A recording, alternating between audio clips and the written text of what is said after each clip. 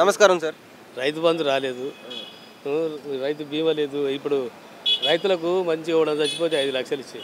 5 లక్షలు లేవు, 5 రూపాయలు లేవు.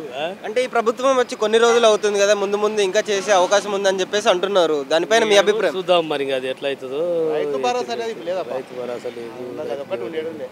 ఇప్పుడు ఎలక్షన్లో మాత్రం దగ్గ పోరు వస్తాయి.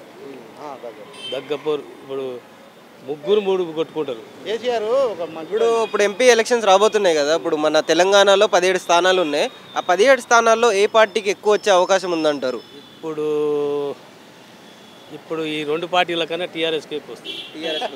ఎందుకని? ఎందుకంటే ఇప్పుడు విలేకరులు కొడుతున్నారు, ఎవరు పట్టుకొని చెప్పిన వాళ్ళు కొడుతున్నారు కదా. అది తప్పు. ఎప్పుడే న్యాయం ధర్మం ఉండాలి. న్యాయం ధర్మం కేసీఆర్ పార్టీలనే ఉంది అంతే. కేసీఆర్ అంటేనే అభిమానం జనాలకు. పాపం రైతులది ఏం గోస. ఆ కాళేశ్వరం నుంచి పోయింది అంటారు. దాన్ని జర రిపేర్ చేసి మన నీళ్ళు ఇస్తే అయిపోద్దిగా. ప్రజలు ఏమంటున్నారు అంటే కేసీఆర్ గారు గవర్నమెంట్ ఉన్నప్పుడు దోపిడీ ఎక్కువ ఉంది అభివృద్ధి కంటే అని చెప్పేసి అంటున్నారు. అధికారులు అయితే ఎవరైతే ఉన్నారో లేదో కానీ రైతులకైతే మేలు చేసిండు కదా. మన దోపిడీ అయితే మనం చూడలే. రైతులకు మేలు చేసిండు, మంచిగా చేసిండు.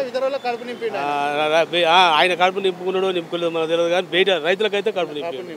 మరి ఈయనను కూడా అక్కడ చేయమని.